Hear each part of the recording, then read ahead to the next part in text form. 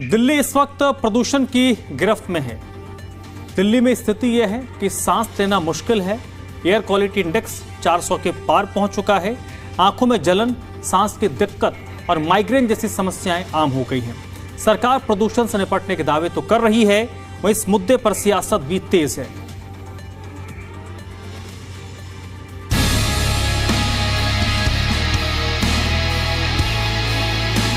देश की राजधानी दिल्ली में लगातार जहरीली हवा से हालात बद से बदतर होते जा रहे हैं, लेकिन समाधान का कोई असर नजर नहीं आ रहा। आलम यह है कि AQI 400 के पार है, जिसके कारण लोगों को स्वास्थ्य संबंधी दिक्कतें हो रही हैं। लोगों को आंखों में जलन, माइग्रेन, सांस लेने में परेशानी की शिकायत हो रही है, जिसके कारण अस्पतालों में मरीजों की संख्या में काफी बढ़ोतरी हुई है। हालांकि दिल्ली सरकार ने राजधानी वासियों को आश्वस्त किया है कि सरकार प्रदूषण को नियंत्रित करने के लिए हर स्तर पर सक्रिय है। सरकार का कहना है कि दिल्ली में प्रदूषण के खिलाफ लड़ाई लगातार मिशन मोड में जारी है। जब प्रदूषण पे चर्चा होती है, समाधान क्या है, इस पे बात होती है, तो सबसे कारगर समाधान है कि परिवहन व्यवस्था को, सार्वजनिक परिवहन को दुरुस्त किया जाए। जितना भी प्रदूषण हो रहा है और वो मिल करके जब एक बड़ा सिनेरियो खराब करता है, उसमें अपनी भूमिका तय करें कि मैंने प्रदूषण को कम करने के लिए अपनी प्राइवेट गाड़ी में अकेले जाना छोड़ दिया। प्रदूषण को लेकर दिल्ली सरकार में मंत्री आशीष सूद ने विपक्ष पर निशाना साधा। उन्होंने कहा कि पिछली सरकारों ने प्रदूषण को लेकर कोई ठोस कदम नहीं उठाया, जिसकी वजह से आज हालात इतने गंभीर हो गए हैं। कोई निर्णय नहीं थे, NGT ने उसकी निंदा की, सुप्रीम कोर्ट ने कहा तुम काम नहीं कर रहे, तो वो कोई प्रशासनिक सुधार थोड़ी ना थे। वहीं संसद के शीतकालीन सत्र के समापन पर संसदीय कार्य मंत्री किरण रिजिजू ने कांग्रेस और विपक्ष पर बड़ा आरोप लगाते हुए कहा कि सरकार प्रदूषण पर चर्चा चाहती थी। विपक्ष ने इसका अनुरोध किया था, लेकिन कांग्रेस ने इसे महत्वपूर्ण मुद्दा न बताकर हंगामा किया। हम लोग पॉल्यूशन पे चर्चा करना चाहते थे, अपोजिशन में मांगा था, बाद में कांग्रेस ने बोला कि पॉल्यूशन इम्पोर्टेंट नहीं है, चर्चा नहीं करेंगे, हंगामा किया, तो पॉल्यूशन पे हम चर्चा नहीं कर पाया। हम लोग पॉल्यूशन पे चर्चा करना चाहते थे, अपोजिशन में मांगा था, बाद में कांग्रेस ने बोला कि पॉल्यूशन इम्पोर्टेंट नहीं है, चर्चा नहीं करेंगे, हंगामा किया, तो पॉल्यूशन पे हम चर्चा नहीं कर पाया। प्रदूषण नियंत्रण की कोशिश के बीच एक और विषय है जिस पर गौर करने की जरूरत है। दिल्ली के कनॉट प्लेस में पूर्व की केजरीवाल सरकार ने स्मोक टावर लगाया, जिसकी लागत 19 करोड़ 42 लाख थी। अभी तक मेंटेनेंस के नाम पर करीब 5 करोड़ रुपए लगा दिए गए, लेकिन अभी ये काम करने की स्थिति में नहीं है। वहीं रेखा सरकार का कहना है कि इसके ऑपरेशन और मेंटेनेंस कॉस्ट बहुत ज्यादा है। ये स्मोक टावर सही नहीं है। जब इस स्मोक टावर को इंस्टॉल किया गया था और इसका इनॉग्रेशन दिल्ली के पूर्व मुख्यमंत्री अरविंद केजरीवाल द्वारा किया गया था, करीब 19 करोड़ की लागत से ये स्मोक टावर तैयार हुआ था।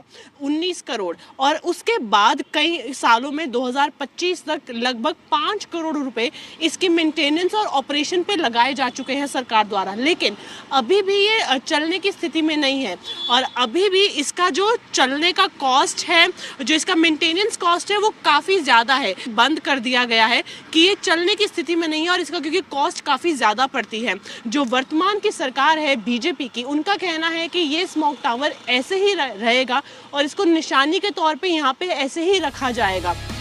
बहरहाल दिल्ली की जनता जहां जहरीली हवा से त्रसते हुए प्रदूषण पर सियासत तेज हो रही है, सवाल है कि क्या आरोप प्रत्यारोप से कोई ठोस समाधान सामने आएगा या राजधानी के लोग इसी जहरीली हवा में सांस लेने को मजबूर होंगे। ब्यूरो रिपोर्ट, जी मीडिया।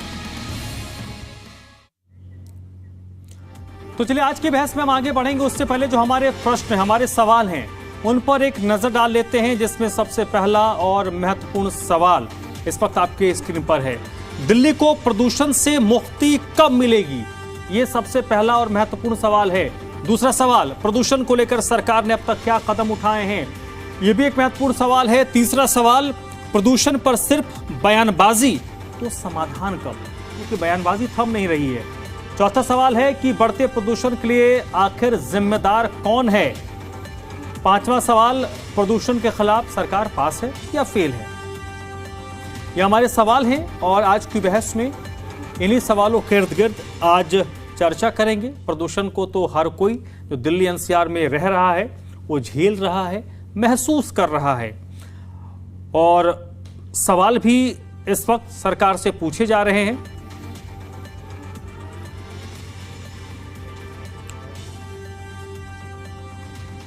लेकिन सरकार की तरफ से नियंत्रण की बातों के बीच अगर हम बात करें तो स्थिति में सुधार होता नजर नहीं आ रहा। आवाम अभी भी परेशान है।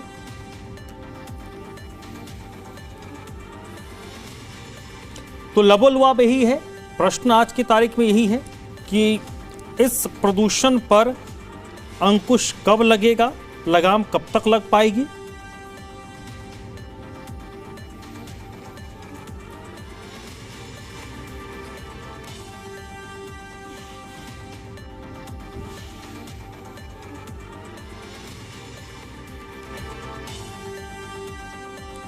तो देखिए, प्रदूषण के कारण दिल्ली और पूरे एनसीआर में इस वक्त पैनिक वाली स्थिति है, इससे कोई डिनाई नहीं कर सकता। आंकड़े जो कुछ कह रहे हैं उससे इतर लोगों की परेशानी जो इस वक्त खुद दिल्ली का एक आम आवाम महसूस कर रहा है।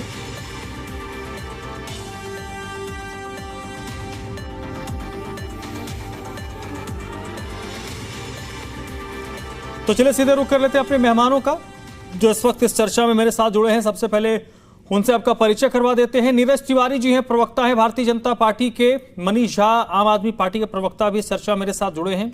डॉक्टर अनित सिंह साहब हैं, प्रवक्ता हैं कांग्रेस पार्टी के। और राय तपन भारती जी हैं, वरिष्ठ पत्रकार हैं। आप सभी लोगों का बहुत बहुत स्वागत। सबसे पहले मैं नीरज जी आपसे इसी नोट पर शुरू करूंगा कि प्रदूषण को लेकर तो खूब बात होती है। एक लेटेस्ट डेवलपमेंट है और आज एक रिपोर्ट हमारे पास आई, मैं वहीं से शुरू करूंगा आपसे। आपने कहा कि हमने क्या क्या किया वो सब कुछ ठीक है। आज एक रिपोर्ट हमारे एक सहयोगी ने भेजा हमें, जिसको हम लोगों ने प्रसारित किया। पूर्व की सरकार ने तकरीबन 20 करोड़ की लागत से एक सीपी में स्मोक टावर लगाया। पैसा तो पब्लिक का खर्च हुआ। आपकी सरकार के दौरान वो अब भी बंद क्यों है? क्या वो पैसा खत्म हो गया, खराब हो गया, डूब गया? क्योंकि वो स्मोक टावर चल नहीं रहा था। अगर पैसा लगा, इन्वेस्टमेंट हुआ, तो फिर वो चल क्यों नहीं रहा? क्योंकि अगर चलता तो फायदा तो आम लोगों को होता। मैं इसी नोट से शुरू करूंगा आज। देखिए, हम लोग शुरू से ये कह रहे हैं धर्मराज जी कि पूर्व की सरकार जो है, मैं आज एक डाटा लाया था 2024, 23 और 22 का, इसी महीने का, इसी डेट के आसपास का, कि क्या था पोल्यूशन की स्थिति दिल्ली में। तो खैर, आपने सवाल दूसरा किया, पहले मैं उसका जवाब दे दूं। जितने भी स्मोक टावर लगे थे, आप देख लीजिए, हमारे पूर्व के सांसद गौतम गंभीर जी ने उस सबका मुआयना किया था। और सारे इनके जो स्मोक टावर थे वो सब नकली थे और सबकी जो बिलिंग हुई थी वो फर्जी हुई थी और उसमें बहुत बड़ा भ्रष्टाचार हुआ था। इसलिए आज तक कुछ चला ही नहीं। जब भी लगा है, और जगह तो आप छोड़ दीजिए, मैं सेक्रेटारिएट के आसपास भी जो लगा था, और इसके लिए भारतीय जनता पार्टी कई बार इस सवाल को उठाया, दिल्ली प्रदेश ने कई बार इस सवाल को उठाया कि आखिर आप लगाए हैं तो जनता की गाड़ी कमाई का पैसा आखिर ये चल क्यों नहीं रहा। तब बाद में पता चला कि ये तो भ्रष्टाचार का अड्डा है। जो इन लोगों को शुरू से मैं कह रहा हूँ, उनके सारे मंत्रालय जो थे वो इसलिए काम करते थे, वो इसलिए इनका एजेंडा आता था कि उसमें इन लोगों को भ्रष्टाचार करना होता था, जिसका नतीजा भी लास्ट में सामने आया। चाहे इनके शिक्षा मंत्री हो, स्वास्थ्य मंत्री हो, खुद मुख्यमंत्री जी हो, सब जेल गए। तो ऐसा तो नहीं है कि सब लोग जो जेल गए तो भारतीय एजेंसियां बुरी है, पुलिस व्यवस्था बुरी है या न्यायालय बुरा है। उसी न्यायालय ने, उसी पुलिस व्यवस्था ने इनको जेल भेजा, बेल भी दिया, चुनाव भी लड़वाया। तो मैं इस चीज को 1 साल से चिल्ला के बोल रहा हूं कि आम आदमी पार्टी की जो सरकार थी वो अपना मैनिफेस्टो जारी करती थी या वो जो एजेंडा बनाती थी दिल्ली के डेवलपमेंट के लिए, तो पहले भ्रष्टाचार को भेंट चढ़ता था, उसके बाद कोई काम होता था। आपने सही सवाल किया ये कि एक भी स्मोक टावर काम नहीं किया और न करेगा। इसलिए, और दूसरी तरफ हमारे मंत्री अगर इस चीज को स्वीकार करते हैं, मैंने उस दिन भी कहा, आप ही के चैनल पर, लगता है कि आपके चैनल पर इस मुद्दा को लेकर 4-5 बार डिबेट हो चुका है, और भी चैनलों पे, कि हम लोग सच्चाई के साथ चलते हैं, ये लोग भ्रष्टाचार के साथ चलते हैं और असत्य के साथ। इट मींस इस तरीके के जो इन्वेस्टमेंट पूर्व की सरकार में हुए थे वो पैसा पानी यमुना में बह गया। हम ये मान के चले दिल्ली में? नहीं, यमुना में नहीं बहा, इनके मंत्री और मुख्यमंत्री जी के एड में चला गया। यमुना में नहीं बहा। यमुना जी को क्यों बदनाम करें हम यमुना मैया को? इनके जो सरकार के मंत्री थे उन लोगों ने अपने शीश महल बनाने में, अपना एड प्रचार प्रसार करने में, और जो भी चीज इन्होंने किया वो सिर्फ इसलिए किया कि उसमें भ्रष्टाचार हम कर सके। आप कोई भी स्मोक टावर उठा के देख लीजिए कहीं भी पूरे दिल्ली में जो इन लोगों ने लगाया हो। और दूसरी बात मैं ये बोल रहा हूं, मैं आता हूं सर, आज मैं ना कट टू कट बात करूंगा, इस पे बहुत विस्तार से बात हो गई। भाई साहब को फ्रेम पे लाइएगा, मनीष जी को। सर ये कह रहे हैं कि आपने वो जो स्मोक टावर बनाया था वो दिखावा कुछ और था, मशीन नीचे नकली लगी थी, बिल पे दिखा दिया 19 करोड़ 25 लाख या 40 लाख का आपने बजट दिखा दिया, और आज वो किसी काम का नहीं है। मैं ये नहीं समझ पा रहा हूं कि आपकी पार्टी तो प्लेट और चम्मच लेके पहुंच जाती है सचिवालय के बाहर, उस स्मोक टावर के बाहर क्यों नहीं पहुंचती? अगर वो इतना ही फ्रूटफुल है, इतना ही अच्छा था, तो उसके बाहर जाके भी बजा देती कि अरे एमसीडी वालों, दिल्ली सरकार इसको भी चालू करवा दो, कुछ लोगों को राहत मिल जाएगी। ऐसा क्यों नहीं करती आपकी पार्टी? धर्मराज जी, स्मोक टावर बिल्कुल सही लगा था और दिल्ली के प्रदूषण को कम करने के लिए एक इंट्रोडक्टिव कदम उठाया गया था तब के पर्यावरण मंत्री गोपाल राय जी के द्वारा। और अगर भारतीय जनता पार्टी को कहीं से भी शंका, मन में आशंका, मन में दुख या जो भ्रष्टाचार का निराधार आरोप लगा रहे हैं वो स्मोक टावर के इंस्टॉलेशन पे, तो सर ऊपर से नीचे आपकी सरकार है, आपने शराब चीज का जांच करवा दिया, आपने बाकी चीज का जांच करवा दिया, आप इसमें भी जेल भेजवा दीजिए, इसमें भी जांच हो जाएगा, आपको तसल्ली आ जाएगी। अगर देखिए ये मशीनरी चीज है, क्या हुआ, सिस्टम क्यों नहीं चल रहा है, तो कम से कम इस सरकार को समय रहते इस पे कदम उठाया होता। जो कनॉट प्लेस में जो स्मोक टावर इंस्टॉल्ड है उसकी कैपेसिटी काफी ज्यादा है और आसपास के क्षेत्र को वो कंट्रोल करती है। नहीं मनीष जी, मैंने कहा आज मैं कट टू कट बात करूंगा, मैं ये कह रहा हूं कि वो सारी चीजें अपनी जगह पर हैं। ये जो समय है ना सर, ये जांच खेलने का नहीं है कि वो जांच करे, आपको कॉल करे, आप जांच के लिए आए, आपसे जवाब। आप हमारे इंटेंशन पे सवाल उठा रहे हैं। मैं आपके इंटेंशन पे सवाल नहीं उठा रहा, मैं आपके इंटेंशन पे इसलिए सवाल उठा रहा हूं कि मैं अभी देख रहा था, मैं आपकी पार्टी के जो सोशल मीडिया हैंडल्स हैं, आपके बड़े नेताओं के जो सोशल मीडिया हैंडल्स हैं, उसमें कहीं पर यह जिक्र नहीं है कि वो स्मोक टावर क्यों बंद पड़े हैं। आपने लगाया था और उसका इस्तेमाल नहीं हो रहा, तो ये सवाल आपको पूछना चाहिए ना कि भाई देखो ये हमने लगा के दिया, आपने क्यों नहीं चलाया इसको। मेरी बात तो सुनिए, हम तो बोल रहे हैं बिल्कुल स्मोक टावर जो लगा हुआ है, और अगर वो ऐसा तो है नहीं कि वो बेबुनियाद लगा हुआ है या निराधार जो उन्होंने बोला कि नकली स्मोक टावर इंस्टॉल कर दिया गया। इसके लिए भारतीय जनता पार्टी की सरकार है, वर्तमान सरकार, इसकी जांच करे। ऐसे बहुत सारी चीजें हैं। आप या तो मैं आपको नहीं समझा पा रहा हूं या आप समझ नहीं रहे हैं या समझ के भी नहीं समझना चाह रहे हैं। मैंने कहा आपके कहने से या मेरे कहने से नहीं होगा। मैं ये कह रहा हूं कि आपके पार्टी के बड़े नेता प्लेट चम्मच लेकर उस स्मोक टावर के बाहर क्यों नहीं खड़े हुए कि आओ दिल्ली सरकार वालों इसको चालू करो, ये क्यों नहीं चालू हो रहा? सर प्लेट चम्मच लेके और थाली कटोरा बजा के इसलिए हम सचिवालय गए थे कि अगर प्लेट बजा के प्लेट को चम्मच से बजा के देश से कोरोना भाग सकता है, तो हमें ऐसा लगा कि हो सकता है दिल्ली का जो प्रदूषण जो काफी जानलेवा है वो भी भाग सकता है। और रही बात जो कट टू कट की बात कर रहे हैं, आज मैं भी कट टू कट बात करूंगा। मैं बहुत दुखी हूं, बीमार हूं। हमारे दूसरे प्रवक्ता आने वाले थे लेकिन वो प्रदूषण के कारण काफी बीमार हैं, गले में खराश है, मेरी भी तबीयत ठीक नहीं है, इसलिए मैं काफी तकलीफ है। और मैं आपको बता, नहीं हंसने वाली बात नहीं है सर, हो सकता है मैं सच बोल रहा हूं आपको। हाँ, तो मैं आपको बता रहा हूं, कट टू कट बता रहा हूं, स्मोक टावर वो मशीनरी चीज है और कहीं भी अगर ऐसा लग रहा है तो मैं सवाल करना चाहता हूं वर्तमान सरकार से, क्या आपके पास कोई एक्शन प्लान नहीं था कि प्रदूषण? ये सौरभ भारद्वाज को बोलिए सवाल पूछने के लिए, सौरभ भारद्वाज सवाल पूछेंगे तो अभी सवाल तो हम पूछेंगे सर, सवाल तो हम पूछेंगे कि अगर हमने इंस्टॉल करवाए। हंसने वाली बात नहीं सर, मैं हंसने वाली बात नहीं। देखिए आप अगर बीमार हैं, स्वस्थ हो, मैं खुद पिछले 15 दिनों में 2-4 बार मैं पीड़ित हो चुका हूं भाई साहब। मैंने इसी जगह बताया था, मैं एक दिन दिल्ली चला गया था, पूरा दिन मेरी आंखों में जलन हुआ था। मैं कहां मना कर रहा हूं? बिल्कुल धर्मराज जी सही बात है। देखिए आप हंस रहे हैं, आप चीजों को लाइटली ले रहे हैं, आप स्मोक टावर की बात बिल्कुल बोल रहे हैं, बिल्कुल सही बात है। स्मोक टावर की जहां तक बात है तो आप मुझे ये बता दीजिए ना, अगर वो इंस्टॉल किया गया तो अच्छे मानसिकता के साथ इंस्टॉल किया गया था, लेकिन जो वर्तमान सरकार है उसको जांच या रिपेयर या जो भी चीज है मेंटेनेंस के लिए उस पर कदम। चलिए ठीक है मनीष जी, मैं डॉक्टर साहब आपके पास आता हूं। देखिए जो भी आपके साथी आने वाले थे, या आपकी जो सेहत है दुरुस्त रहे, और ये परेशानी आपकी, देखिए आपकी और मेरी इंडिविजुअल, एक मिनट नेरे जाता हूं, इंडिविजुअल समस्या नहीं है, जो भी दिल्ली और एनसीआर में रह रहा है उन सब की ये समस्या है। डॉक्टर साहब मैंने जो सवाल अब तक पूछे दोनों से, क्या मेरा पॉइंट गलत था सर? आज मैं यहीं से शुरू करता हूं। धर्मराज जी, आप मुझसे पूछ रहे हैं? हाँ जी डॉक्टर साहब आपसे ही। हाँ धर्मराज जी, देखिए आपने सवाल क्या पूछा, स्मोक टावर लगे हैं, कौन बंद किया, कौन सवाल नहीं पूछ रहा, ये मैटर ही नहीं है। मैटर ये है कि दिल्ली में जो पोल्यूशन है उसके सबसे बड़े से बड़े कंट्रीब्यूटर क्या हैं और उस कंट्रीब्यूटर को खत्म करने के लिए आज की प्रेजेंट सरकार क्या कर रही है। आम आदमी पार्टी ने क्या किया वो इर्रेस्पेक्टिव, वो उनका काम था, जो उन्होंने किया जनता ने उनको सबक सिखा दिया। अब उनके जो दिल्ली के पूर्व मुख्यमंत्री हैं, आपने कहीं उनको स्क्रीन पे देखा है आज तक? जब से वो दिल्ली की मुख्यमंत्री पद से हटी हैं, उनको आपने दिल्ली में कभी नदारत देखा है? कभी दिखी ही नहीं मुझे।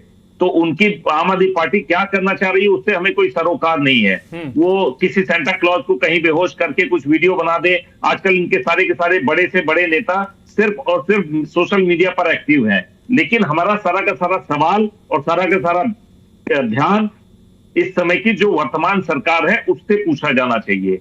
इनसे ये पूछा जाना चाहिए, आप एक स्मोक टावर की बात क्यों कर रहे हैं? प्राइम टाइम में हम डिबेट कर रहे हैं, दिल्ली के जितने कंपोनेंट हैं प्रदूषण के, आप उसको दूर करने के लिए क्या क्या उपाय कर रहे हैं? इनसे पूछिए, क्या आप विंटर एक्शन प्लान आपने टाइमली इंप्लीमेंट किया था?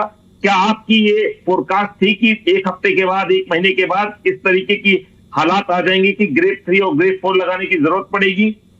आप उनसे पूछिए कि मोटर व्हीकल के प्रमोशन की जो नीतियां थी आपने बना रखी है, उसमें कभी भी मोटर व्हीकल से निकलने वाला पोल्यूशन क्या कब होगा?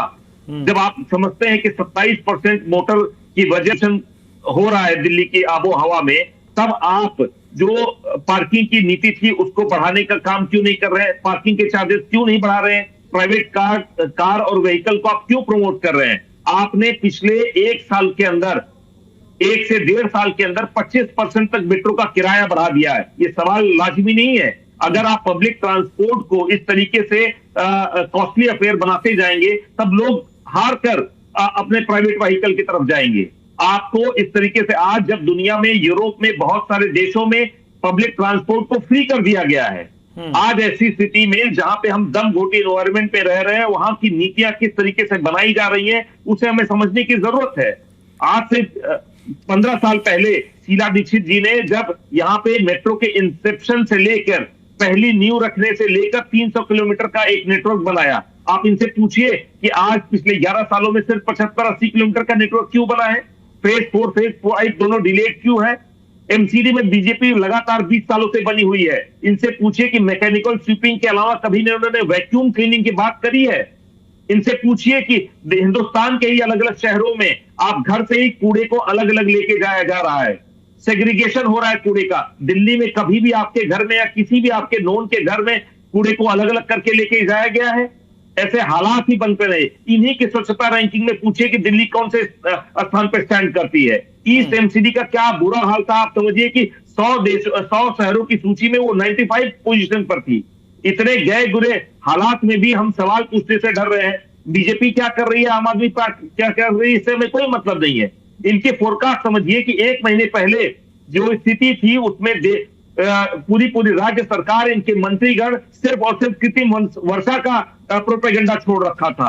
हफ्ते हफ्ते हमने डिबेट किया कि कृत्रिम वर्षा से क्या हो गया। कृत्रिम वर्षा से 35 करोड़ रुपए हमने उड़ा दिए, किस बात के लिए? 5 अटेम्प्ट किए गए, जबकि यहाँ के वायुमंडल में जो मानक तौर पर होना चाहिए कि वाटर कंटेंट, वो था ही नहीं। हमें समझने की जरूरत है कि वैज्ञानिक दृष्टिकोण के साथ, और ये सारी चीजें हम एक्सपेक्ट नहीं कर सकते जब तक रेखा गुप्ता जैसी नेता को मुखिया बनाया जाएगा। एक सरकार को लीड कर रही है जिनको AQI और टेम्परेचर के बीच में डिफरेंस नहीं पता है।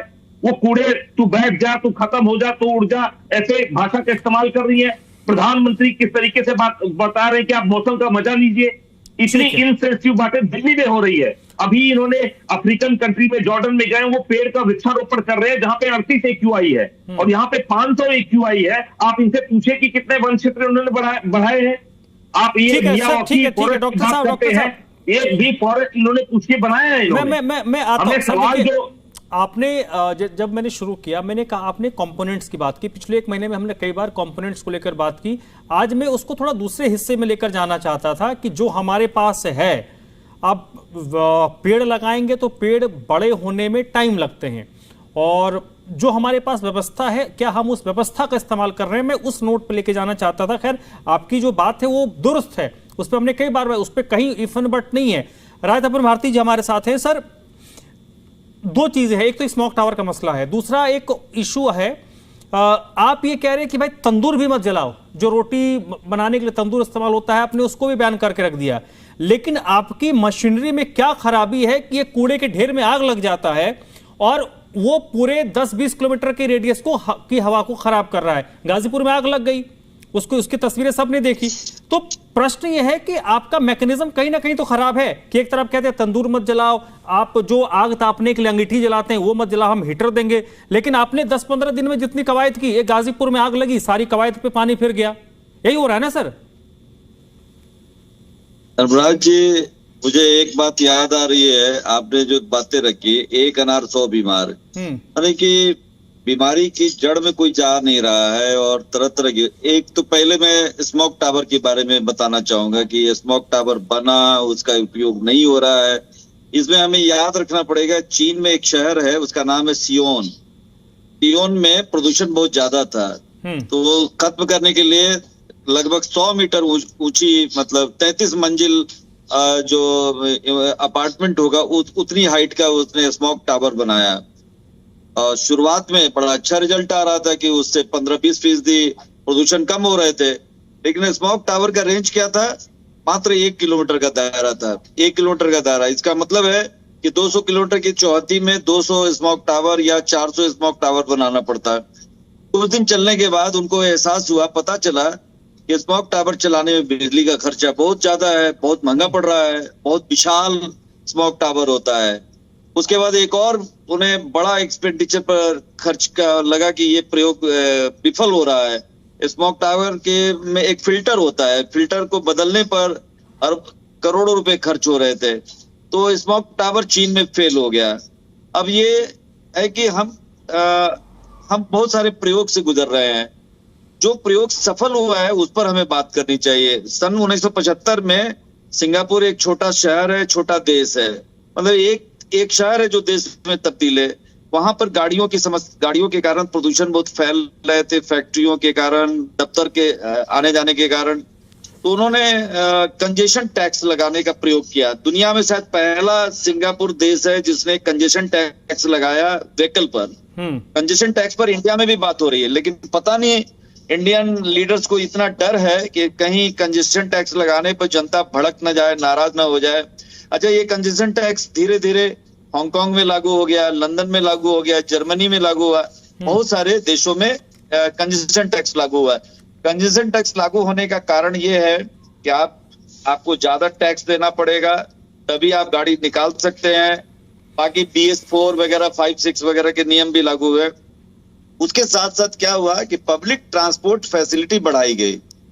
जितनी भी जगहों पर सफलता मिली पॉल्यूशन पर कंट्रोल करने में, वहां पर पब्लिक ट्रांसपोर्ट सिस्टम, एक एग्जांपल के लिए मैं बताऊं, गाजियाबाद से मैं दिल्ली जाना चाहूं तो मुझे बस करीब 20 मिनट या आधे घंटे के अंतराल पर बस मिलेगा। मेरे पास समय की बर्बादी हो रही है, मैं ऑटो रिक्शा में बैठ जाऊंगा या टैक्सी में बैठूंगा। तो नंबर ऑफ जो छोटी छोटी गाड़ियां हैं ना, लाखों में तब्दील हो जाती है NCR में। हमने कभी ध्यान ही दिया कि पब्लिक ट्रांसपोर्ट को हमें डेवलप करें। ऐसा मैं ये नहीं कर रहा हूं कि बिल्कुल पब्लिक ट्रांसपोर्ट पर काम नहीं हुआ। दिल्ली मेट्रो का विस्तार हुआ। दिल्ली मेट्रो की रेल लाइनें यदि 200 किलोमीटर तक विस्तार नहीं हुआ रहता तो पॉल्यूशन की हालत और ज्यादा गंभीर होती। अभी 600-700 के हम AQI के मुहाने पर पहुंच चुके हैं और ये मैं कांग्रेस और बीजेपी दोनों को श्रेय जाएगा कि उन्होंने मेट्रो के विस्तार करने में उन्होंने अच्छा काम किया। लेकिन धीरे धीरे हमने बसों की संख्या घटा दी। गाजियाबाद और गुड़गांव में तो बसें हमें दिखती भी नहीं है कि पब्लिक गलियों में अंदर के। कर्नाटक में मुझे दिखाई पड़ा कि कर्नाटक में या तमिलनाडु में बहुत सारी जो जैसे इंदिरापुरम जैसी कॉलोनी होगी या हरिनगर जैसी कॉलोनी होगी या पटपड़गंज जैसे अंदर की गलियों में भी छोटी छोटी बसों को चलाया गया। हमने ये सारे प्रयोग बंद कर दिए। तो नंबर ऑफ बसों की कमी होनी चाहिए। स्मोक टावर का प्रयोग तो मैं बता चुका हूं कि वो सफल नहीं रहा। इसके अलावा वर्क फ्रॉम होम के बारे में सरकार की पॉलिसी क्लियर होनी चाहिए कि किन लोगों को वर्क फ्रॉम होम के बारे में करना चाहिए। दूसरी बात है, देखिए बड़ा अजीबोगरीब मुझे लग रहा है कि दिल्ली सरकार क्लास 5वीं तक उसने कक्षा बंद कर दी कि नहीं आप घर में बैठो। इसको लेकर सुप्रीम कोर्ट में भी बहस हुई, वकीलों के दो समूह आपस में भिड़ गए। एक ने कहा कि भाई गरीब का बच्चा पढ़ नहीं पाएगा, उसे तो ऑनलाइन फैसिलिटी भी नहीं दे रही है दिल्ली सरकार की स्कूल, और धनी परिवारों के लिए पहुंच गए वकील साहब, उन्होंने कहा कि नहीं बिल्कुल ये घर से ऑनलाइन पढ़ाई होनी चाहिए। तो सुप्रीम कोर्ट ने कहा, झुंझलाकर सुप्रीम कोर्ट के चीफ जस्टिस ने कहा कि आप सरकार ये फैसला करेगी, हम नहीं फैसला करेंगे। तो प्रदूषण को लेकर इतनी टकराहट, इतनी तरह के सलाहें, इतनी तरह के एडवाइस आ रही है कि हम किसी कंक्लूजन पर नहीं आ रहे हैं। अब मैं एक रिक्वेस्ट करूंगा, विपक्षी दल हो या सत्ता पक्ष हो, एक दूसरे की लेग पुलिंग मत कीजिए। लेग पुलिंग करने से समस्या का समाधान नहीं होगा। हमें ये कहना चाहिए, हम तो जनता को भी जवाबदेह मानते हैं। सारी गलतियां सरकार कर रही है, रेखा सरकार कर रही है या मोदी सरकार कर रही है, क्या हम गलतियां नहीं कर रहे हैं? हम क्यों अकेले बैठकर गाड़ी लेकर गुड़गांव निकल जाते हैं या फरीदाबाद निकल जाते हैं या सोनीपत निकल जाते हैं? हमें कोशिश करनी चाहिए कि हम कुछ पैदल चलें, कुछ हम मेट्रो का इस्तेमाल करें, बसों का इस्तेमाल करें। हम चाहें तो कर सकते हैं। अच्छा, एक चीज और मैं बताना चाहूंगा, पता नहीं चीन से बहुत सारे लोगों को सुनकर नाराजगी होगी। सर मैं अभी चीन उन पे तो जाना ही नहीं, अभी रहने दीजिए चीन को। आपने जो मोटी मोटी बात कही, मैं साइकिल के प्रयोग के बारे में बता रहा हूँ। इलेक्ट्रिक साइकिल भी एक अच्छा विकल्प हो सकता है, लेकिन जरूरत है कि हम साइकिल की एक लेन सुरक्षित बनाएं जिसमें ऑटो वाले या स्कूटी वाले नहीं घुसे। आप अगर गाजियाबाद से इधर आओगे या जो राजनगर से इधर आएंगे, वो तो कानूनी तौर पर हाईवे पर साइकिल चढ़ाना ही मना है। आप जाते चढ़ जाओगे तो फिर दिक्कत हो जाएगी। अलग बात नहीं, उसके लिए अलग लेन बनाने की जरूरत है, अलग लेन बनाने की जरूरत है। हाँ, वो उत्तर प्रदेश में जब अखिलेश यादव थे 2017 तक, उन्होंने कोशिश की थी, बट वो कोशिश उसी टाइम कोशिश ही बनी रह गई। अच्छी कोशिश थी अखिलेश जी की, नो डाउट, बट वो नहीं, मैं साइकिल का समर्थक हूँ। साइकिल का बढ़ावा देने से पोल्यूशन पर कंट्रोल करने में थोड़ी मदद तो मिलेगी। दो पॉइंट है। पहला पॉइंट कि आप जब एक तरफ सख्ती की बात करते हैं कि कोई अंगीठी ना जलाए, कोई रेस्टोरेंट में या कहीं पर वो कोयले वाला वो तंदूर ना जलाए, लेकिन गाजीपुर जैसे इलाके में आग लगता है और वो पूरे इलाके में फैलता है, क्या किसी की जिम्मेदारी जवाबदेही सुनिश्चित हो रही है? एक प्रश्न मैंने 3-4 दिन पहले उठाया था, मैं फिर से उठा रहा हूं कि आपने ये तय कर दिया, आदेश दे दिया कि सभी सरकारी और प्राइवेट जो दफ्तर हैं वो 50% वर्क फ्रॉम होम करवाएंगे, 50% वो फिजिकल प्रेजेंस होगा। सरकार ने कोई डाटा अभी तक क्यों नहीं पब्लिक किया कि किन किन जगहों पर हमने चेक किया और हमें इतने जगहों पे चेक किया और हमने ये पाया कि इन इतने दफ्तरों में वर्क फ्रॉम होम 50% लोग कर रहे थे, 50% इतने दफ्तरों पे नहीं कर रहे थे, जिन्होंने सरकार के आदेश को नहीं माना उस पर हमने ये डंडा चलाया। भाई, आपको लगता है कि कोई प्राइवेट कंपनी सरकार बोलेगी और बगैर डंडा चलाए वो मान लेगी कि भाई 50% तुम वर्क फ्रॉम होम करो? ऐसा नहीं है सर, भारतीयों का डीएनए ऐसा डीएनए नहीं। बताइए। देखिए, वर्क फ्रॉम होम का जो सरकार का निर्देश था, उसने सबके लिए जारी जब किया गया, लोग स्वमोटो से इस चीज को कर रहे हैं। और ये बात आप सही कह रहे हैं कि हमने जो भी चीजें उसका वेरिफिकेशन नहीं अभी डाटा जारी किया कि कितनी कंपनियां कर रही है नहीं कर रही है, जांच का विषय है। लेकिन ऐसा नहीं है, पॉल्यूशन से त्रस्त जो भी लोग हैं और लगभग सब लोग हैं, दिल्ली पॉल्यूशन समस्या एक है, इसमें कोई दो मत नहीं है और हम लोग इसको स्वीकारते हैं और इसके लिए प्रयासरत भी है। लेकिन ये एक समस्या नहीं है, जैसे आपने बताया कि जैसे रेस्टोरेंट का जो चूल्हा है उसको बंद किया गया है। रेस्टोरेंट के आज हमारी सरकार ने बड़ी फैसला लिया कि हर स्कूल में लगभग 10,000 एयर प्यूरिफायर लगाने की बात चल रही है। उसकी भी आगे हम लोग बढ़ा रहे हैं किस तरह से इसको सुधारा जाए। लेकिन देखिए, एक दिन की समस्या ये नहीं है, ये सच्चाई है। मैं आपको एक बहुत बड़ा उदाहरण दे रहा हूं धर्मराज जी, आप इस चीज को देखिएगा। पॉल्यूशन सिर्फ और सिर्फ एक रीजन से नहीं है। आप आउटर रिंग रोड के बाहर जितने भी कॉलोनियां हैं, मतलब जिसको अनऑथराइज कॉलोनियां कहा जाता है दिल्ली में, उसमें मैक्सिमम कॉलोनियों में इवन रेलवे के ट्रैक के बगल में भी मतलब छोटी मोटी फैक्ट्रियां चलती है, बहुत सारा फैक्ट्रियां चलती है। उस पर आज तक किसी का ध्यान नहीं गया। पिछले 27 सालों में लोग अपने घर में, फ्लैट में, इवन आप समझ जाइए कि जो डीए का HIG है LIG है, वैसे कॉलोनियों में भी किसी किसी एक एक फ्लोर फ्लैट में प्रोडक्शन चीजें चल रही है, छोटी छोटी प्रोडक्शन का यूनिट चल रहा है, बाहर से मशीन आती है, लेकिन इस पर किसी का ध्यान नहीं है। सिर्फ कहाँ ध्यान जा रहा है, सिर्फ इसीलिए ध्यान जा रहा है। मैं समझ गया। आप मुझे बताइए, गाजीपुर में किन वजहों से आग लगी, उसके लिए किसकी जिम्मेदारी जवाबदेही तय हुई है? नहीं, उसके लिए जांच चल रही है, उसके लिए टीम बना दिया गया है कि इसकी जिम्मेवारी किसकी है और किस तरह से लगी है। जांच रिपोर्ट आएगा वो तो आपके सामने आ जाएगा, उसमें कोई बहुत बड़ा विषय नहीं है कि आग अगर लगी है तो नेचुरली इसमें सर ये जांच वाला जो मसला है ना, ये सब खराब करता है। आपने नहीं, अब आग लगी है तो आग अगर किसी डायरेक्ट, जब तक ये जांच होके सामने नहीं आए, जैसे अगर कोई कंप्लेन होता है तो जांच तो जरूरी है ना। अगर आपने हमें कंप्लेन किया कि हमने आपको गाली दिया, आपने हम पर कंप्लेन किया, तो उसकी जांच तो करनी पड़ेगी ना कि आपने सही आरोप लगाया कि नहीं। तो कोई बेकसूर फंस जाए, इससे तो बेटर है कि 2 दिन बाद उस जांच रिपोर्ट को आने के बाद जो दोषी है उसको सजा दिया जाए। यही परंपरा पूरे विश्व में है। नीरज जी, मैं इसको याद रखूंगा, 2-3 दिन के बाद मैं इस पे पूछूंगा। हाँ, बिल्कुल मनीष जी, मैं बोलूंगा नहीं। हमको जहां तक मालूम है, मनीष जी जल्दी से, मैं ब्रेकिंग लेनी, जल्दी आ जाए। धर्मराज जी, हाँ सर, एक में मैं आता हूँ। मनीष जी कुछ कहना चाह रहे, मैं आता हूँ सर आपके। मनीष जी, अरे मनीष जी आप म्यूट हैं, आपकी आवाज नहीं आ रही है। धर्मराज जी, जिस प्रकार से आपने बोला कि गाजीपुर लैंडफिल साइट्स पे आग लगी है, ठीक इसी प्रकार मैं बताता हूं, मुंडका गांव में टायर की फैक्ट्री में आग लगी और दिन भर वो एरिया जो है, जो नॉर्थ वेस्ट जो जोन है, योगेंद्र चंदोरिया जी जहां से सांसद हैं, वहां पूरा एरिया धुआं धुआं था।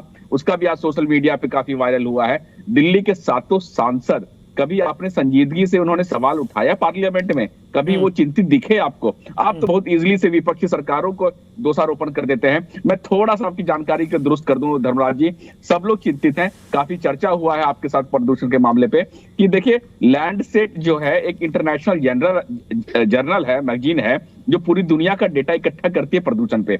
उसने अपना डेटा दिया है कि भारत में एक साल में 17 लाख लोगों की मृत्यु हुई है प्रदूषण से, और कहीं भी किसी की मृत्यु प्रमाण पत्र में कहीं भी ये अंकित नहीं है कि इनकी मृत्यु प्रदूषण से हुई है। ठीक है। दुनिया के 100 सबसे प्रदूषित शहरों में से 65 इंडिया में है। वो ठीक है मनीष जी, वो सारी चीजें अपनी जगह। एक मिनट मनीष जी, आपने कहा ना कि आप देखिए, यही दिक्कत है आजकल, जो लोग टीवी पे आते हैं, थोड़ा सा अगर असहज करने वाला सवाल हो जाता है ना, तो आप कहते हैं कि आपने हमें सवालों के।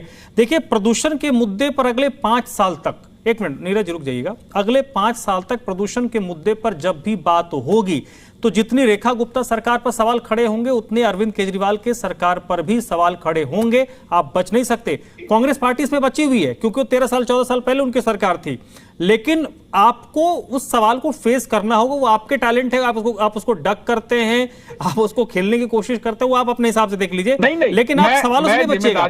मैंने एक सवाल पूछ दिया और नहीं एक मिनट, और उस सवाल के साथ साथ मेरा एक सलाह भी था। आपने उस सलाह को नहीं देखा। मैं उम्मीद करूंगा कि जो सलाह जो मेरा छिपा हुआ था, अगर उस पर आपकी पार्टी काम करती है तो पॉलिटिकली आपको बेनिफिट होगा, जहां तक मेरा अंदाजा है। मैं लौटता हूं आपके पास। हम वेलकम करते हैं आपकी सलाह को, मैंने कहा ना, उसमें अगर आप पॉलिटिकली देखें तो पॉलिटिकली आपको फायदा करेगा। जो मैंने कहा, उस सलाह को अगर आप मान जाते हैं। देखिए, अगर आप मनीष भाई, आता हूं। अरे हमने बहुत वैक्सीन ले लिया है, हम उतना हमारे अंदर का इम्यून मजबूत हो गया, नहीं असर होता इन चीजों का। तो दिल्ली में कई इलाकों में AQI की हम बात कर रहे हैं, तो air quality index Delhi NCR का खराब, इसमें कोई दो राय नहीं है। आज भी कई ऐसे पॉकेट्स हैं जहां पर AQI 400 के पार है, और ओवरऑल जो एयर क्वालिटी इंडेक्स है वो 374 है। अलग अलग लोकेशंस का हाल आपको बता देते हैं। आनंद विहार का AQI देखिए 426, ये जिस गाजीपुर की बात कर रहे थे उसी से सटा हुआ इलाका है। पटफड़गंज 405, Nehru Nagar 414 air quality index दर्ज किया गया है। पंजाबी बाग का एयर क्वालिटी इंडेक्स 407 है, वजीरपुर का 401, विवेक विहार का एयर क्वालिटी इंडेक्स 420 और RK पुरम का 414। ये वो पॉकेट्स हैं जहां पर AQI 400 के ऊपर है। तो चलिए एक बार फिर से अपनी चर्चा की तरफ लौटते हैं। डॉक्टर साहब, नीरज जी कुछ कह रहे हैं, मैं डॉक्टर साहब आपके साथ आता हूं। सर नीरज तिवारी जी कुछ बोल लीजिए, बोलिए। मैं आता हूं सर। उसने डाटा जारी किया है कि भारत में 17 लाख लोग पॉल्यूशन से मरे हैं। मैं इसको बिल्कुल स्वीकार नहीं करता हूँ, चाहे वो दुनिया का कोई मैगजीन हो। नीरज जी, लैंडसेट मैगजीन्स है, लैंडसेट मैगजीन है, ठीक है, इंटरनेशनल जनरल है, इंटरनेशनल जनरल है। इंडिया के बारे में क्या सोच है उन लोगों का?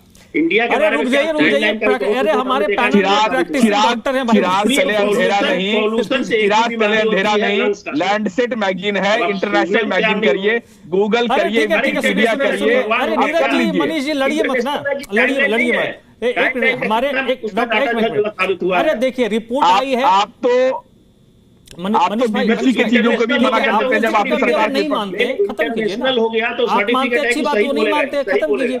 और हमारे भारत की मैगजीन गलत बोलेगा। ठीक है, उस पर नहीं जाते। देखिए कुछ रिपोर्ट्स इंटरनेशनली आती हैं, वही बता रहा हूँ। नीरज जी के हिसाब से तो सारा दिल्ली में प्रदूषण हुआ ही नहीं है। नीरज जी के हिसाब से अगर डेटा लिया जाए, दिल्ली में प्रदूषण ही नहीं हुआ है। भूपेंद्र, सुनिए, पर्यावरण मंत्री संसद में बोलते हैं कि 450 से ऊपर गया ही नहीं है, जबकि उनके घर के बाहर का AQI 993 है। ठीक है, आप दोनों शांत हो जाइए, शांत हो जाइए सर, समय कम है, ज्यादा बात करना है। नीरज जी चिल्लाने से नहीं होता है, सच्चाई को ज्यादा दिन तक छिपा नहीं सकते। आप लोगों ने AQI छिपाने की बहुत कोशिश की, लेकिन आप लोगों का इनका ऑडियो डाउन करो। हाँ डॉक्टर साहब बोलिए। और आप लोगों ने दिल्ली को जहरीले हवा में धकेल दिया है। चलिए ठीक है, चेहरा सबके सामने आ गया। आप बार बार कमेंट्री करेंगे, कुछ फिर कोई बात बोलूंगा आपको पिंच हो जाएगा, आपको फिर बुरा लगेगा, आप बोलेंगे आप गलत बैटिंग कर रहे हैं। धर्मराज जी बुरा नहीं है, मैं सिर्फ इतना बोल रहा हूँ कि देश के पर्यावरण मंत्री संसद में बोलते हैं कि 450 से आंकड़ा ऊपर नहीं हुआ है, सुन लिया। डॉक्टर अनिल सिंह बोलिए, आगे बढ़े। धर्मराज जी देखिए, सबसे बड़ी प्रॉब्लम क्या है कि प्रॉब्लम को एक्नॉलेज करना का साहस पहले तो सरकार के अंदर होना चाहिए। आप लैंडसेट की बात नहीं मानेंगे कि 17 लाख लोग मर गए हैं। आप लैंडसेट की ये बात भी नहीं मानेंगे कि 6 साल हर दिल्ली वासी की उम्र कम हो चुकी है। आप दिल्ली सरकार के जो सरकारी आंकड़े हैं उसको भी नहीं मानेंगे कि हर हॉस्पिटल में 15 से 20 पेशेंट रोज पहुंच रहे हैं इस समय सांस की तकलीफ की वजह से। न जाने कितने ऐसे पैमाने हैं जो आप मानेंगे ही नहीं। लेकिन हमें सबसे पहले एक सरकार के तौर पर आपको एक्नॉलेज करना पड़ेगा कि प्रॉब्लम क्या है, और उसको दूर करने के फिर साइंटिफिक बेसिस के साथ, जो साइंटिफिक टेम्परामेंट के साथ जो सुझाव होते हैं उनको आपको एक्सेप्ट करना पड़ेगा। मैं पूछना चाहता हूं, चाहे ये सरकार हो, चाहे इसकी पूर्ववर्ती आम आदमी पार्टी की सरकार हो, कितने ऐसे उन्होंने सरकार ने कदम उठाए जिसका साइंस की बेसिस पे कोई एग्जिस्ट ही नहीं करता है ये निर्णय। आप पूछिए, आम आदमी पार्टी ने ऑड इवन जैसा फैसला लिया था, पूरी दुनिया में कहीं ये एस्टेब्लिश नॉर्म है ही नहीं कि प्रदूषण से लड़ाई करने में ऑड इवन का कोई योगदान हो सकता है। और यही वो रीजन था कि 1-2 बार करने के बाद आम आदमी पार्टी ने खुद ने उसको बंद कर दिया। उनसे पूछिए कि वो पराली को हटाने के, जलाने के लिए या उसको एक घोल उन्होंने बनाया था, उसका क्या परिणाम हुआ। अब आज की सरकार जो काम कर रही है वो सिर्फ और सिर्फ क्या कर रही है, आप कृत्रिम वर्षा की बात करते हैं। कृत्रिम वर्षा दुनिया में एस्टेब्लिश नॉर्म नहीं है प्रदूषण को कम करने के लिए।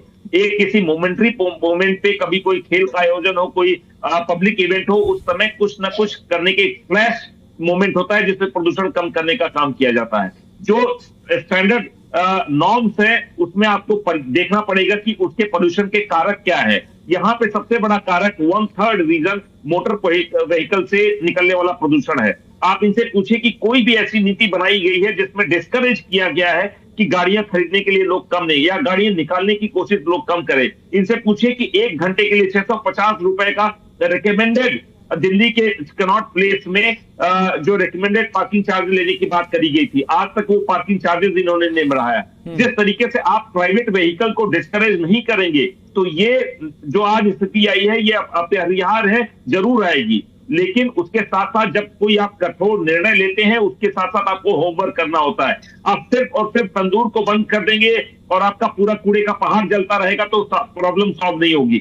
आपको, अगर आप प्राइवेट कार को बंद कर रहे हैं तो आपको जो अपनी पब्लिक व्हीकल है, पब्लिक ट्रांसपोर्ट है, उसको इंप्रूव करने की जरूरत है। मैं पूछना चाहता हूं, 2013-14 में 13,000 सार्वजनिक बसें थी जो काम कर रही थी दिल्ली में। आज इनसे पूछिए कि 7,000 के आंकड़ा ऊपर नहीं है। इसके रीजन क्या हो सकता है, ये खुद एक्सप्लेन कर सकते हैं। इनसे पूछिए कि जिस हिसाब से पिछले 11-12 सालों में दिल्ली की पॉपुलेशन बढ़ी है, 1 करोड़ 10-20 लाख से 2 करोड़ के आसपास आज पहुंच चुकी है, इनसे पूछिए कि क्या मेट्रो का विस्तार भी उसी गति से हुआ है। आम आदमी पार्टी ने जो दिल्ली को गाजियाबाद से जोड़ने वाली एक मेट्रो लाइन बन रही थी RRTS, उसका फंडिंग देने के लिए उसने मना कर दिया था। इस तरीके से जब आप साइंटिफिक बेसिस को और साइंटिफिक टेम्परामेंट को दरकिनार करके सिर्फ और सिर्फ राजनीतिक रोटियां सेकने के लिए यहाँ पे आएंगे तो इसका चलिए ठीक है डॉक्टर साहब, समय कम है सर।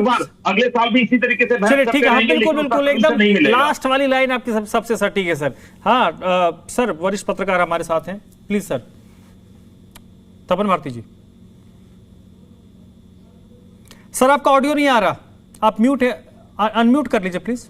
देखिए धर्मराज जी, चौतरफा प्रयास करना होगा तभी हम पोल्यूशन पर लड़ाई जीत पाएंगे। लेग पुलिंग से बचना होगा। और कांग्रेस प्रवक्ता जो बोल रहे थे, मैं उनकी बातों से सहमत हूँ कि आप मुद्दे पर जो प्रदूषण का जो मूल समस्या है उसके समाधान पर ध्यान दीजिए कि आखिर ये समस्या का समाधान कैसे होगा। रेखा गुप्ता जी का एक बयान मुझे याद आ रहा है, एक दो दिन पहले उन्होंने दिया है कि हम जो प्रयास कर रहे हैं इसका नतीजा आपको 27-28 महीने बाद दिखेगा। वो कौन सा प्रयास कर रही हैं वो जनता के सामने लाना चाहिए, हमें पता लगना चाहिए कि क्या हो रहा है। दूसरी बात है कि दिल्ली के चारों तरफ जो बसे हुए शहर है ना, एक सरकार का कंट्रोल नहीं है। दिल्ली सरकार, यूपी सरकार, हरियाणा सरकार, राजस्थान सरकार, ये चारों सरकारें जवाबदेह हैं। केवल दिल्ली सरकार आपको नहीं लगता कि हम, आपने जैसे कहा ना इसमें सेंटर का रोल या जो बड़े माननीय हैं दिल्ली के, क्योंकि दिल्ली तो छोटा राज्य है और यहाँ के जो हमारे माननीय हैं उनका पॉलिटिकल सिनेरियो में क्या स्थिति वो आपको भी पता है। हमने देख लिया ना पार्लियामेंट में, पार्लियामेंट सेशन खत्म हो गया, बाद में फिर बात क्या हो रहा है कि रिजिजू साहब कह रहे हैं कि कांग्रेस सिंसियर नहीं थी, उन्होंने उकसा दिया, लोग हंगामा करने लगे। बाद में फिर इधर से जयराम रमेश आए, बोले कि ये झूठ बोल रहे हैं। ये तो हमारे नीति निर्धारकों के पार्लियामेंट में, मतलब पहला दिन जो लोग गैस मास्क लगा के पहुंचे थे उनको 20-22 दिन में टाइम नहीं मिला कि एक दिन भी इस पर डिस्कशन कर ले। नहीं, मुद्दा तो जबरदस्त था, इस पर 1 या 2 दिन चर्चा होनी चाहिए थी। सरकार सहमत हो गई, अच्छा लगा हमें भी सुनकर, लेकिन चर्चा हुई ही नहीं। चर्चा होती तो बात निकलकर सामने आती कि सरकार, विपक्ष क्या कह रहा है और सरकार क्या चाहती है। लेकिन मुझे लगता है कि सरकार जो है ना टाइम पास करती है। शायद शीत ऋतु खत्म हो जाए, फिर ये समस्या की चर्चा नहीं होगी, इस तरह की बातें। अच्छा, एक बात और है, आप जब चीजों को रखते हैं ना तो इसमें केवल एक उपाय से समाधान नहीं होगा। मैं एक बात कहना चाह रहा हूँ कि स्कूलों में जो भी बच्चों को पॉल्यूशन से समस्या से निपटने का तरीका बताना पड़ेगा, उनको बचपन से आगाह करना पड़ेगा कि ये गंभीर समस्या है। सर, बच्चों को तो हम सिखा लें, लेकिन पहले जो हमारे नीति निर्धारक हैं जिनको हार्ड डिसीजन लेना है, वो डिसीजन तो पहले वो ले, वो कुछ करते दिखे, बच्चे तो सीख पड़ जाएंगे। आश्चर्य हुआ कि भाजपा के नेता प्रवक्ता नीरज जी इस मानने को तैयार नहीं है कि लाखों लोग दिल्ली में सांस की बीमारी से मर गए, प्रदूषण से मर गए। क्योंकि यदि प्रदूषण की बीमारी से नहीं मरते तो रेस्पिरेटरी में इतनी भीड़ है, रेस्पिरेटरी डॉक्टर के ऊपर प्रेशर है। समय कम है, जल्दी से नीरज जी 10 सेकंड समय नहीं मिलेगा। मैं इस बात को स्वीकार कर रहा हूं कि पॉल्यूशन है दिल्ली में और उससे रेस्पिरेटरी सिस्टम में कुछ लोगों को प्रभावित किया, लेकिन हम ये नहीं मानने को तैयार है कि विदेशी मैगजीन अगर ये अपना डाटा देता है और डेथ सर्टिफिकेट पर पॉल्यूशन के कोई, अच्छा सुनिए, रिजर्व बैंक ने एक रिपोर्ट जारी की कि 10 साल में जो प्रदूषण हुआ, नीरज जी आप तो ये भी मानने को तैयार नहीं है कि आपने AQI में भी फेरबदल किया है, चोरी ये की है, हेराफेरी की है, आप तो ये भी मानने को तैयार नहीं है। चलिए नहीं, अब ये AQI में जान गया है। अब सर देखो एक मिनट, नीरज जी, मनीष जी 10 सेकंड मेरा सुन लीजिए, 10 सेकंड मेरा सुन लीजिए। मनीष जी एक मिनट, नीरज जी एक मिनट, इनका सब कोऑर्डिनेट और सब कोऑर्डिनेट डाउन कर दो। अब सत्ता कुछ भी कहे, सत्ता कह दे कि भाई अभी दिल्ली NCR का AQI 50 है, तो पब्लिक थोड़ी मानेगी कि 50 है। पब्लिक तो घर से बाहर निकलेगी, उनको एहसास हो जाएगा कितना है। तो मनीष जी उसके लिए आप बेफिक्र रहिए कि क्या आंकड़ा कोई बता रहे नहीं बता रहा, ये तो लोग महसूस कर रहे हैं कि पोल्यूशन है और बीजेपी मान रही है कि पोल्यूशन है। लेकिन इसमें दिल्ली के साथ साथ मैंने पहले भी कहा, फिर से आज ही रिपीट करते जा रहा हूं, सेंट्रल का इन्वॉल्वमेंट बहुत महत्वपूर्ण है और सेंटर जब तक इसमें फ्रंट फुट पर नहीं खेलेगा तब तक अगर ठोस कदम नहीं उठाएगा इस समस्या का समाधान नहीं होना है। हम लोग चर्चा करते रहेंगे, बातचीत करते रहेंगे, पॉलिटिकल बॉल एक दूसरे कोर्ट में डालते रहेंगे, बस इससे ज्यादा कुछ होना जाना नहीं है।